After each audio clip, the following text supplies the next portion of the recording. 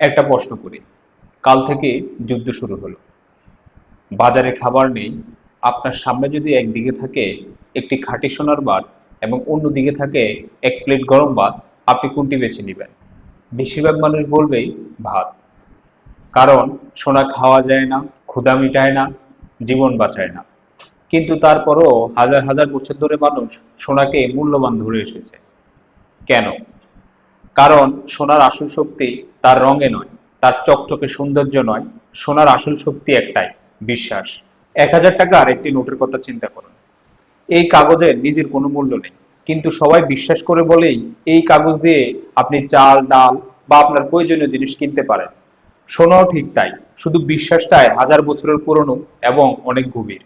মানুষ যখন টাকার উপর বিশ্বাস হারায়, তখন ব্যাংকের উপর বিশ্বাস কমে যায়। অর্থনীতি অনিশ্চিত হয়ে যায়, তখন মানুষ সোনার দিকে ছুটে যায়। বাংলাদেশের সাম্প্রতিক ব্যাংকিং সংকটের কথাই ভাবুন। অনেক ব্যাংক তাদের তারল্য হারিয়েছে। কিছু ব্যাংকে টিকিয়ে রাখতে বাংলাদেশ ব্যাংক হাজার হাজার কোটি টাকা সহায়তা দিতে হয়েছে।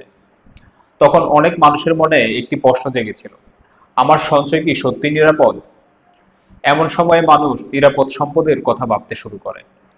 আর সেই তালিকায় সোনা সবচেয়ে উপরের দিকে থাকে। তার মানে এই নয় যে যে কোনো সময় সোনা কিনে ফেললেই লাভবান হবেন।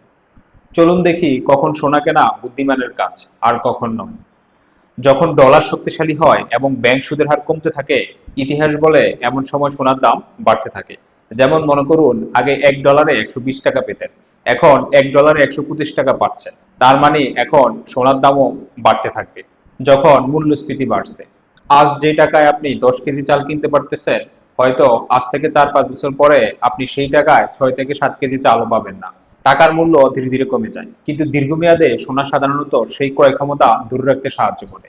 যখন বড় ধরনের অনিশ্চয়তা দেখছেন, রাজনৈতিক অস্থিরতা, ব্যাংকিং সংকট, যুদ্ধ অথবা অর্থনৈতিক মন্দা, এমন সময় মানুষ নিরাপদ আশ্রয় হিসাবে সোনার দিকে ঝুঁকে।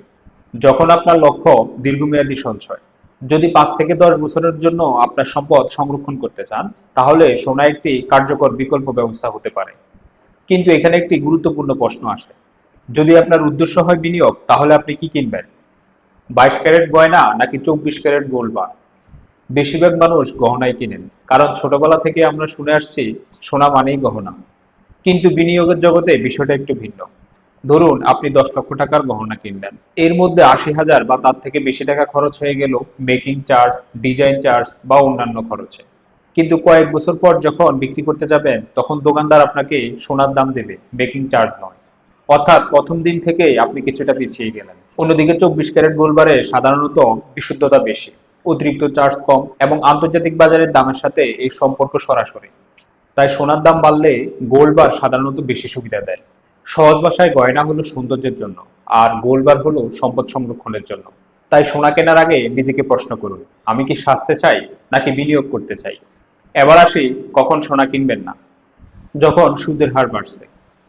ব্যাংক হয়তো আগে আপনাকে 1 লক্ষ টাকায় 6% ইন্টারেস্ট বা 6,000 টাকা মুনাফা দিত, কিন্তু এখন সেটা বেড়ে 12% বা 12,000 টাকা হলো। এমন সময় আপনি স্বর্ণ না কিনে সেটি ব্যাংকে বিনিয়োগ করতে পারেন। যখন সোনার দাম ইতিহাসের সর্বোচ্চ পর্যায়ে পৌঁছে গেছে এবং আপনার চারপাশের সবাই সোনায় বিনিয়োগ করছে। বাজারে সবচেয়ে বিপজ্জনক বাক্য হলো, সবাই কিনছে আমিও কিনি। এই মানসিকতা অনেক বিনিয়োগকারীকে ক্ষতির মুখে ফেলে। আপনার সামনে জরুরি খরচ আসছে, হতে পারে হাসপাতাল, ব্যবসা, বিয়ে অথবা পারিবারিক কোনো বড় ধরনের খরচ। এমন পরিস্থিতিতে সোনা বিক্রি করতে গেলে কাঙ্ক্ষিত দাম নাও পেতে পারে। কখনো আপনার সব টাকা সোনায় বিনিয়োগ করবেন না। বিশ্বের বড় বড় বিনিয়োগকারী বিশেষজ্ঞরা মনে করেন মোট সম্পদের প্রায় 15 থেকে 10% সোনায় বিনিয়োগ করা যেতে পারে।